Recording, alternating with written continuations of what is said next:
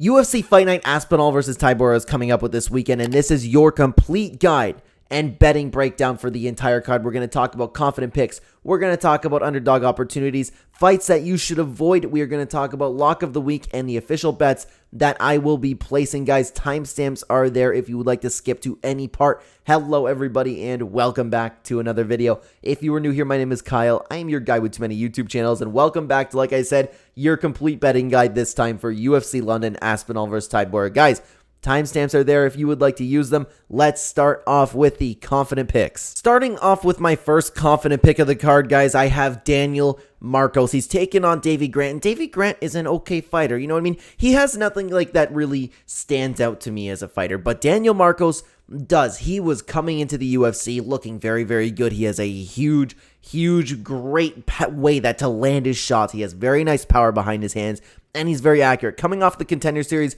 he looked very, very good, and I was really unsure about him at first. Well, I wasn't unsure about him completely, but I wanted to see him have his first test in the UFC. I wanted to see how he did outside the Contender Series, because if you go back, watch this guy is so good with his striking. He's in his prime, very crisp, very powerful. He comes into the UFC, just destroys Simon Oliveira. Looked very, very nice doing it. And Simon Oliveira is a very, very good fighter. So I am officially on the Daniel Marcos train. And Davy Grant, unfortunately, Davy Grant with his spotty record, he's coming off of two really nice wins. And we talked about it, but there is a little bit of an asterisk here. While Rafael Sunsao has still looked good in his career, he beat an old guy who is a very, very big step behind from the fighter that he once was.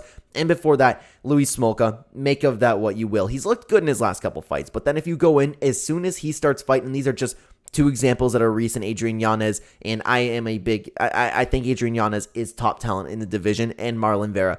Once he fights guys that are really, really up there, that seem to be those next, like the people who are like really belong and can hang with the top five of the division, like these two, in my opinion, he comes up short. He's 37 years old now. Nothing really screams dangerous about him to me, but Daniel Marcos, he does. He'll have all the momentum with him. He's in his prime. He'll want to prove himself, and he has a really, really good opportunity with a lot of eyes to fight Davy Grant right now. I think he's going to rise to the occasion, and I like Daniel Marcos a lot in this matchup. I think he will either win by decision or find the shots to put Davy Grant away. Davy Grant is getting up there in age. I don't recall if I've said that, but I like Daniel Marcos. I cannot wait to see this guy perform. That's why he's a confident pick of mine. The next confident pick I have for you guys is Molly McCann. Now, Molly McCann, coming off of the absolute destruction that she received from Erin Blanchfield. That fight was going to be a 10-7 if the fight didn't get stopped in the first round. So she has not looked good coming into this, but she's fighting a girl in Julia Stolienko, where she just loses.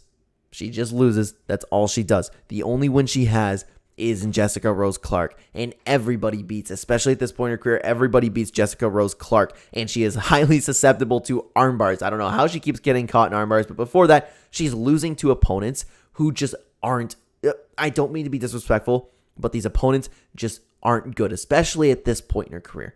She is not UFC caliber, especially for the flyweight division. Molly McCann, while I'm not overly impressed with her, she does have the striking to get it done. She doesn't completely lack a ground game, but still, I'm confident this fight will stay on the feet. I'm confident Molly McCann will come in, try to get another win. She's very confident in herself. No matter, if she loses, she was on a really nice 3-fight win streak, and depending on how you wanted to look at a couple of those fights, she came back really, really nicely and got a good win, and I believe she will bounce back really well from this loss. It's just a good matchup for her. Plus, I know what I feel like I know what the UFC is doing. They're giving her a complete layup here. They really want Molly McCann to win. They really want to push her. And this is literally the opponent you give Molly McCann if you want her to win. I am very confident that she's going to win. But at the end of the day, you got to keep in mind, this is WMMA. We've seen crazier things happen. Guys, the last confident pick that I have for you today is going to be Tom Aspinall. But this confident pick does have an asterisk to it. Tom Aspinall, coming off of what we all know is a horrible knee injury. I always question a guy coming back after an injury like that. Will it be okay? What if Tybura kicks him in the knee? Who knows what's going to happen? That problem will always be there, and this is why I'm not going to be betting on this fight personally. However, and this is the reason I almost put it in the do not bet category, but I would imagine Tom Aspinall won't come in there unless he's 100%. He seems like a very, very smart guy. He seems like he takes care of himself. He's been off for a long time. He's been taking care of his leg, and he's been doing interviews and stuff. So I would imagine he's okay. But just understand that if you are like placing a bet on Tom Aspinall or something like that, something may happen. However, assuming that he's okay, assuming that he is just the Tom Aspinall before the knee injury, he will be better than Marcin Tybura in every single way. I don't even have to break down their past opponents. Tom Aspinall's skill set will be better in every single department in Marcin Tybura, who managed, and I don't understand how really, he's on a 2-fight win streak. You know, I did not expect it. He's been proven the doubters wrong, and I'm doubting him again, but Tom Aspinall seems to be a different animal. 450 makes complete sense. He's in his prime. Marcin Tybura is on his way out. Tom Aspinall could take him down, could strike with him. No matter where the fight goes, I believe Tom Aspinall will be better. I believe Tom Aspinall will finish Marcin Tybura, and he will make it look easy. Now, guys, let's talk some underdog opportunities. Before we talk about the first fight here, I do need to say, guys, underdog opportunities does not necessarily mean I am picking these fighters to win. Like, spoiler alert, I will say that Shauna Bannon is going to be an underdog opportunity. I am actually picking Bruna Brazil to win this fight. I'm saying that if an underdog wants to win, if you're looking for underdogs on this card, these are probably your best bets. These are not picks. It's just, again, opportunities. So the first one, like I just said, is going to be Shauna Bannon. She's an okay fighter, and she's looked very good so far. The problem is she's taking on Bruna Brazil, who came into the UFC looking fantastic. Everybody was convinced she could be the next big thing. I was high on her as well, actually. But little did we know, Denise Gomez and her pressure would just make her completely uncomfortable and completely fold. She did not look good once any sort of pressure got put on her. And Shauna Bannon, coming into the UFC, she's been looking very, very good. She looks like she could potentially have the striking to actually put Bruna Brazil on the back pedal. That's what she'll need to do. She has very, very good stand-up. I would say that Bruna Brazil does have better stand-up from what I've seen. But the problem is, she has a huge problem going backwards. That is not okay. She looked horrible in her last fight. Shauna Bannon could come forward, start chopping some legs, start throwing some fists, and it doesn't even have to be that technical. I would imagine she can put pressure on Bruna Brazil, and she might fold. The reason that I'm picking Bruna Brazil is because I do like her technique. Her offensive game is very, very good for the strawweight division. But maybe that was a one-time thing. Maybe she can fix that because she hasn't necessarily faced any adversity in recent time. I'm going to give her one more chance, and that's the reason I'm picking Bruna Brazil. I'm just saying Shauna Bannon can very well win this fight. Anything can happen, but at the time of recording this video, Shauna Bannon is a 210 underdog. I like those odds. I like them. Not enough for me to bet on, but those are good odds if you're looking for an underdog opportunity. The next underdog opportunity I have for you guys is actually going to be Paul Craig. At the time of recording this video, Paul Craig is a 275 underdog. It has moved up since Tapology. However, there are a lot of questions on this, and I almost put this fight in the avoid these fights section. Do not bet on these fights, okay? Because here's the big thing. Paul Craig is making his debut at middleweight. He is already a big guy. He's huge. According to him, according to his team, the test cut went very well, and everything's peachy. Looks okay. He's going to make the weight, no problem. But what's he going to say at the end of the day? That it's hard for me and I'm going to be sick? You know, my chin's not going to work? Is he going to say that stuff? He's not going to say that stuff. So I'm not convinced myself that Paul Craig will be okay at this weight division. I'm staying away from it. However, Paul Craig is notorious for his comeback submission wins. He is going, and if he is a very, very good grappler, he might be the bigger guy, the stronger guy. He's used to fighting guys that are nowhere near guys like Andre Muniz's strength. So if Paul Craig just comes in, he's the bigger guy, he remains healthy, he can really put a number on Andre Muniz. The reason that I'm picking Andre Muniz in this fight for my official prediction is because of those questions of Paul Craig coming in. But even if Paul Craig is losing, let's say Andre Muniz does what he wants for the 3 rounds. He still looks great. Andre Muniz does what Andre Muniz does. Takes him down, control him, even beats him up on the feet. He has some underrated hands. Paul Craig at any point can throw up a submission. He's just one of those guys that can have a comeback win. And at the odds that he's at right now, I don't mind it. He's going to be bigger. He's going to be stronger. This could be a showcase performance for him. And that's why I think Paul Craig is an opportunity for underdog. But for both the underdog opportunities we're talking about today, guys, I'm not picking them to win. All right, guys, let's talk fights to avoid. The first fight that I don't think you should be betting on is Nathaniel Wood versus Andre Fili. And the entire reason is just how Andre Fili is. Touchy-feely has a very touchy record. You don't know what Andre Fili's going to show up. He's just one of those fighters. And Nathaniel Wood's a really good fighter. He's great. If Andre Fili shows up, I don't know how else to say this, but he has days where he shows up and he has fights where he just doesn't. If he shows up, he can hang with the top of the division. If he doesn't show up, he's going to get steamrolled by anybody. His record shows that. Andre Fili, no matter what and who he's fighting and at what event, I don't care. I'm not betting on Andre Fili fights. He can show up and knock Nathaniel Wood out, or he could show up and just do nothing. Nathaniel Wood will do what he wants to him.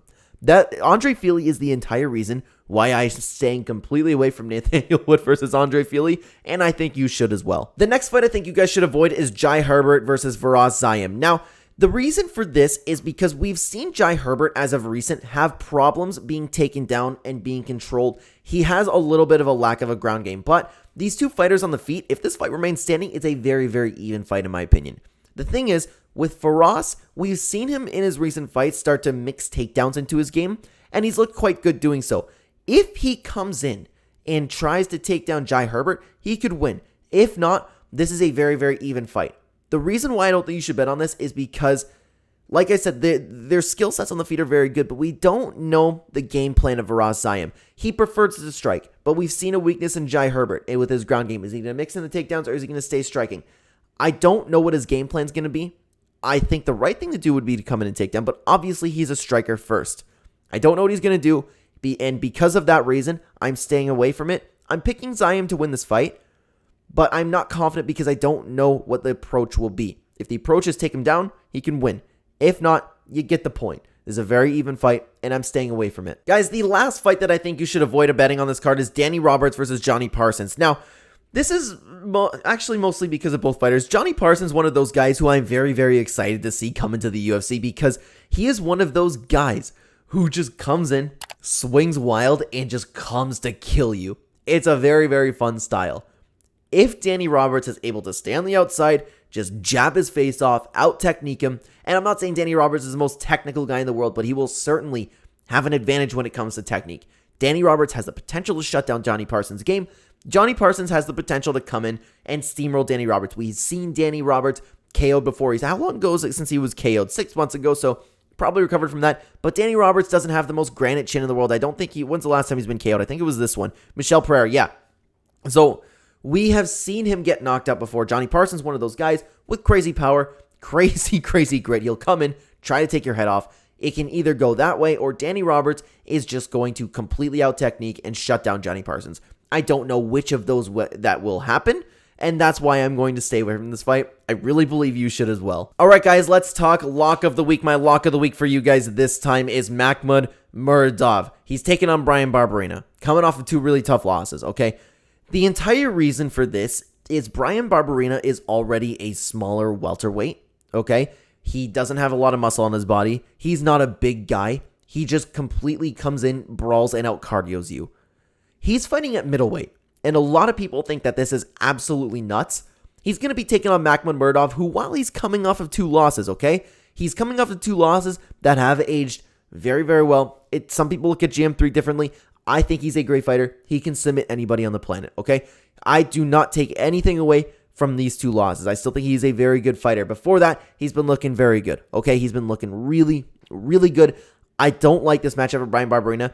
I think Makhmud Muradov, whether he wants to strike, take it to the ground, no matter what decisions he makes in that cage, just like I said with Tom Aspinall, I believe he will be better than Bryan Barberena. Bryan Barberena will be undersized. He is going to have a little bit of a reach disadvantage, and I just do not like this for him. I think he's going to get bullied this time around. I think Makhmud Muradov has the perfect stylistic matchup to shut down Bryan Barberena. He can take him down too. He can hold him like we have seen with both of these guys in his most recent fights.